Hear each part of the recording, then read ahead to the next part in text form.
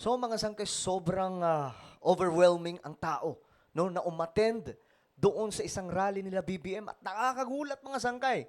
Bumabaha po ng tao. At viral na viral po ito ngayon mga sangkay sa social media. Alamin po natin.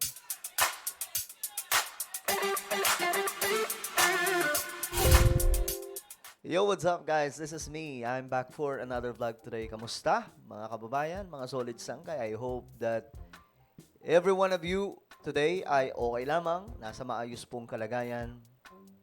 Eto, gusto ko pong makita mga sangkay itong sinasabing sobrang daming tao na pumunta sa rally nila Bongbong Marcos, no? Tingnan po natin mga sangkay kasi alam niyo, kino-cover din naman po natin dito yung mga rally nila PRRD at nakakalungkot isipin mga sangkay pero kakaunti lang po talaga yung pumupunta sa kanila. Ewan ko, ba't ganun? Mahina ba yung kanilang PR? Mahina ba yung kanilang campaign manager? Ba't ganun? Pero ito, sobrang nakakagulat mga sangkay. Doon po ito sa Bicol.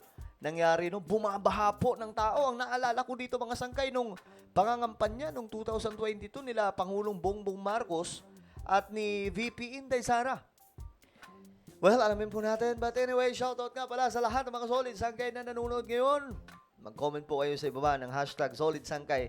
Kasama po ang inyong mga lugar para siyempre magkakilala po tayo dito sa YouTube. Okay, sa lahat na hindi pa pala nakakapag-subscribe, naku po, mag-subscribe na kayo. Alam niyo kung bakit?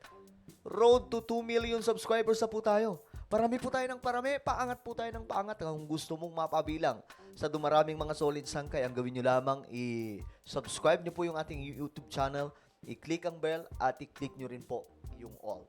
At sa mga nanonood naman po sa Facebook, syempre, i-follow nyo po yung ating Facebook page. Okay? Ngayon, eto na. Eto na.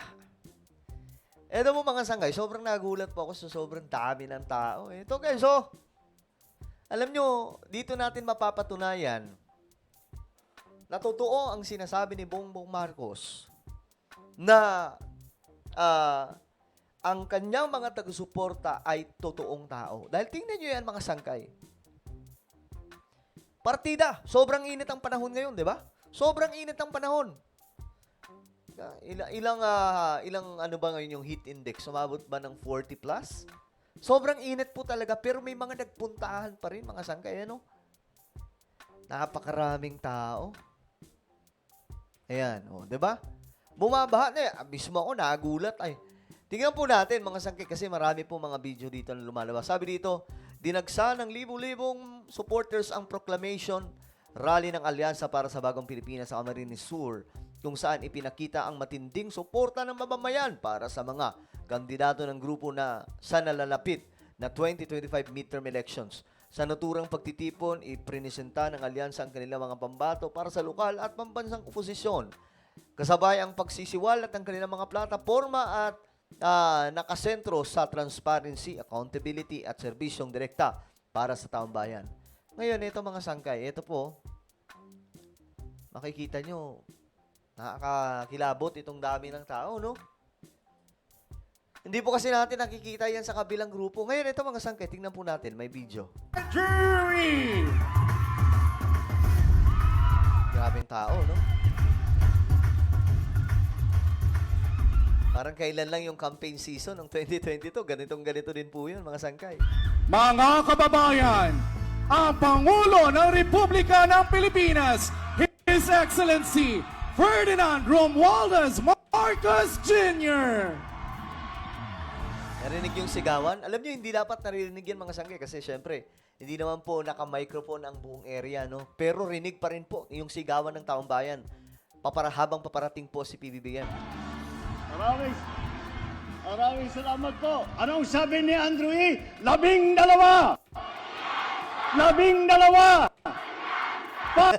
Ang iniisip ko dito, i-edit na naman po ito ng mga dilawang DDSC. I-edit na naman to mga sangkay. Gagawin na naman po nilang may nakalagay po doon na tawag dito. Sabihin na naman na Duterte. Abangan po natin. Meron na namang lalabas niyan. Pero ito po yung original, ha? Para sa magandang hapon po sa inyong lahat. Good afternoon po, Bicol. You see, guys? You see what I see? O ngayon, ito pa. Jury! Ito pa mga sangkay. Ba't napunta dito si Steph Curry? Galit si Stephen Curry. Pinisik. Lang, hindi yan yung content natin. Okay, ito pa mga sangkay. Ito. Kita niyo yung tao? Grabe, ang daming tao.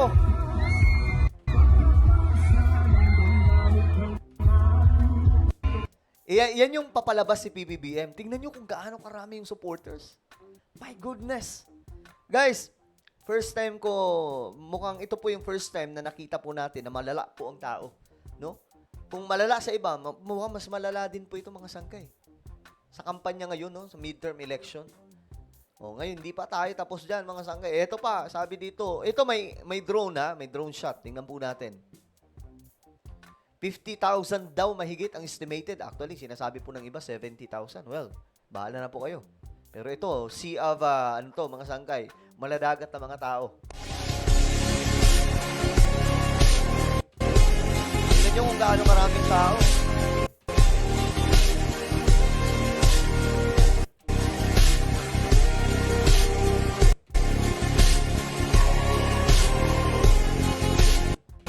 Okay, so ngayon, tingnan po natin dito.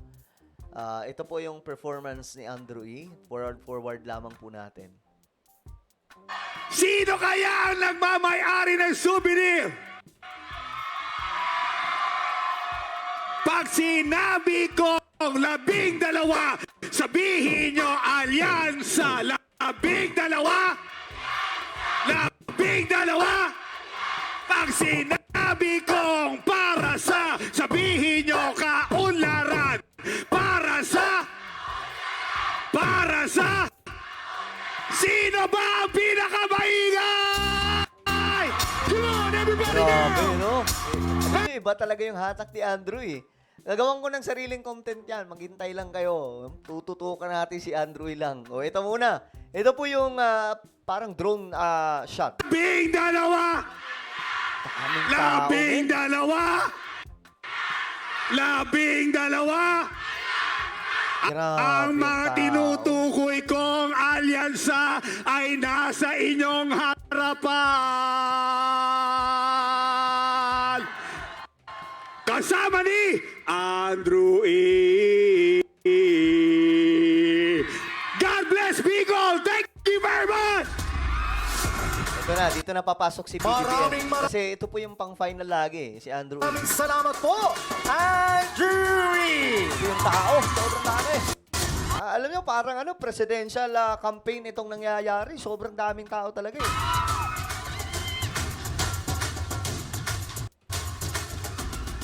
Mga kababayan, Ito na.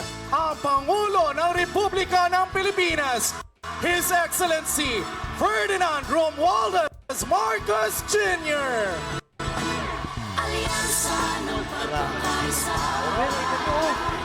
Diyos mio, Marimar. Salamat po. Anong sabi ni Andrew E? 12! 12!